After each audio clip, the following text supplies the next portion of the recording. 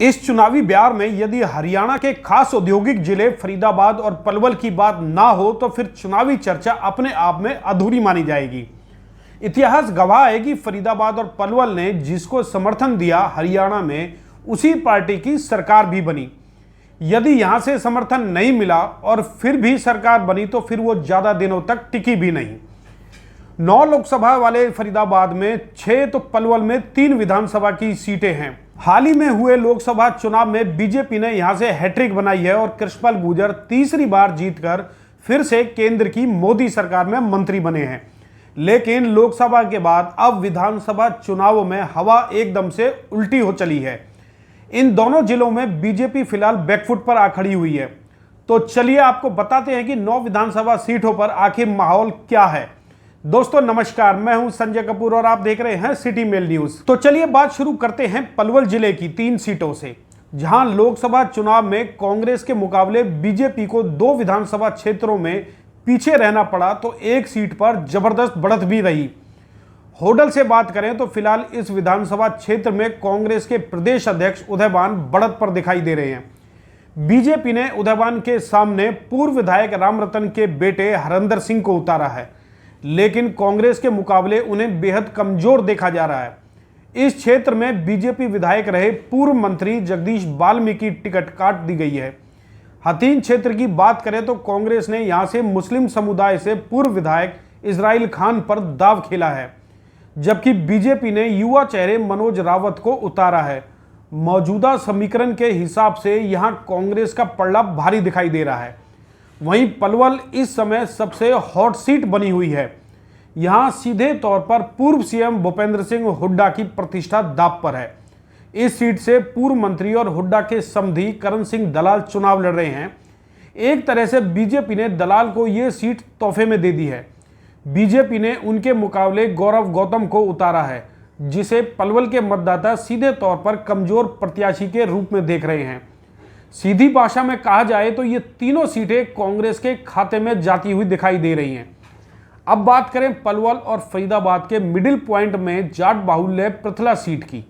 यहां से कांग्रेस ने तीसरी बार पूर्व विधायक रघुवीर तेवतिया पर भरोसा किया है।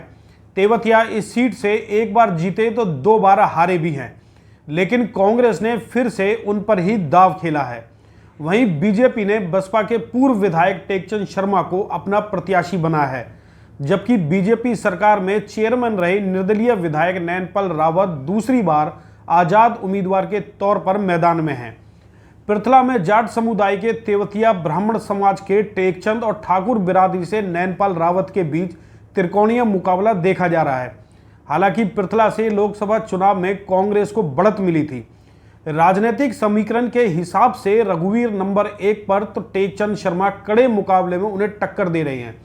वहीं बल्लभगढ़ में बीजेपी के मूलचंद शर्मा की पोजीशन स्ट्रांग है।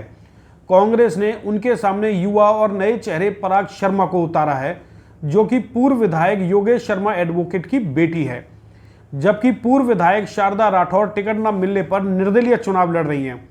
बात करें एनआईटी की तो इस क्षेत्र में बीजेपी से टिकट न मिलने पर पूर्व विधायक नगेंद्र भड़ाना इनेलो बसपा के प्रत्याशी बनकर चुनाव लड़ रहे हैं। कांग्रेस ने फिर से विधायक नीरज शर्मा को उतारा है, तो भाजपा ने सतीश फागना पर विश्वास जताया है। इन तीनों के बीच टक्कर देखी जा रही है। मुस्लिम समुदाय से करामत अली भी अपनी किस्मत आजमा रहे हैं। करामत अली कहीं ना कहीं नीरज और नगेंद्र की वोट काट सकते हैं। एनआईटी के साथ लगती बड़कल सीट इस समय बेहद ही गर्मागर्म बनी हुई है। इस सीट पर कांग्रेस ने पूर्व मंत्री और लोकसभा प्रत्याशी रहे महेंद्र प्रताप के बेटे विजय प्रताप को दूसरी बार चुनाव मैदान में उतारा है। बीजेपी ने अपनी 2 बार की विधायक और मंत्री सीमा तिरखा की टिकट काटकर 3 बार के पार्षद रहे नए चेहरे धनेश अधलक्खा पर दाव खेला है। धनेश को सीधे तौर पर पूर्व सीएम मनोहर लाल और केंद्रीय मंत्री कृष्णपाल गुर्जर का खासम खास माना जाता है। वो खुद भी राजनीति के माहिर खिलाड़ी कहे जाते हैं, लेकिन सीमा त्रिखा की टिकट कटने और बड़कल क्षेत्र के बाकी पंजाबी नेताओं को इग्नोर करने की वजह से फिलहाल धनेश अधलक्खा का चुनाव अभी धीमी रफ्तार से चल रहा है। हालांकि कृष्णपाल गुर्जर अपने बेटे देवेंद्र चौधरी सहित अपनी पूरी टीम के साथ बड़कल क्षेत्र में डेरा डाल चुके हैं और धनेश के चुनाव को संभाल लिया है। इसके बावजूद अभी विजय प्रताप का चुनाव अभियान तेजी पकड़े हुए है और उन्हें चारों ओर से लोगों का समर्थन भी मिल रहा है। परंतु कुछ समय बाद इस सीट पर चुनाव रोचक होने की पूरी संभावना है। बड़कल में सीधे तौर पर मुकाबला और प्रतिष्ठा पूर्व मंत्री महेंद्र प्रताप और केंद्रीय मंत्री कृष्णपाल गुर्जर के बीच है। वहीं ओल्ड फरीदाबाद सीट पर भी कांटे का मुकाबला है। यहां पर पूर्व सीएम भूपेंद्र सिंह हुड्डा के करीबी लखन सिंगला का चुनाव तेज गति से चल रहा है। लखन सिंगला अंडर करंट के तौर पर अपना चुनाव लड़ रहे हैं, यानी कि अंदर ही अंदर उनका चुनाव हर दिन मजबूत हो रहा है। वहीं बीजेपी ने अपने मौजूदा विधायक नरेंद्र गुप्ता की टिकट काटकर पूर्व मंत्री विपुल गोयल को दोबारा से मौका दिया है। विपुल गोयल के सामने कहीं ना कहीं केंद्रीय मंत्री कृष्णपाल गुर्जर और सीएम के पूर्व सलाहकार अजय गौड़ की नाराजगी आड़े आ रही है। हालांकि विपुल लोगों के बीच पूरे जोश के साथ चुनाव लड़ रहे हैं और हर दिन अपनी मजबूती दिखा रहे हैं। मतदाताओं के बीच विपुल का क्रेज भी कम नहीं है। इसके अलावा गृह मंत्री अमित शाह भी विपुल के लिए जोरदार तरीके से प्रचार कर चुके हैं, लेकिन विपुल गोयल को अपने ही लोगों से नुकसान भी झेलना पड़ सकता है। केंद्रीय मंत्री गुर्जर और अजय गौड़ की टीम फिलहाल विपुल गोयल के चुनाव प्रचार से दूरी बनाए हुए है। ऐसे में अब मतदाताओं के ऊपर ही निर्भर होगा कि वो किसके पक्ष में जाते हैं। अब तिगांव सीट पर चलते हैं, जहां कांग्रेस से बागी होकर पूर्व विधायक ललित नागर निर्दलीय चुनाव लड़ रहे हैं। हाल ही में उनके पैर में फ्रैक्चर हो गया, ऊपर से कांग्रेस ने उनकी टिकट काट दी। इसके बावजूद वो सहानुभूति और अपने आंसू दिखाकर मैदान में कूद पड़े हैं।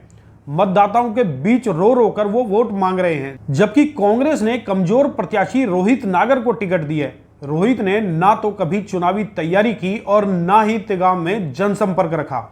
एक साथ टिकट मिलने से वो चुनाव मैदान में तो आ गए हैं, लेकिन उनकी हालत बेहद नाजुक है और एक तरह से वो आईसीयू प्रत्याशी माने जा रहे हैं। इसका सीधा सा लाभ बीजेपी के राजेश नागर को मिलता दिखाई दे रहा है। राजेश नागर की सादगी और व्यवहार कुशलता से पहले ही लोगों को बहुत पसंदगी रही है। अब चुनावों में भी राजेश को लोगों का जमकर समर्थन मिल रहा है। इस सीट पर सीधे तौर पर टक्कर राजेश और ललित नागर के बीच है। अब इनमें से लोग किस पर भरोसा जताते हैं, ये तो देखने वाली बात होगी।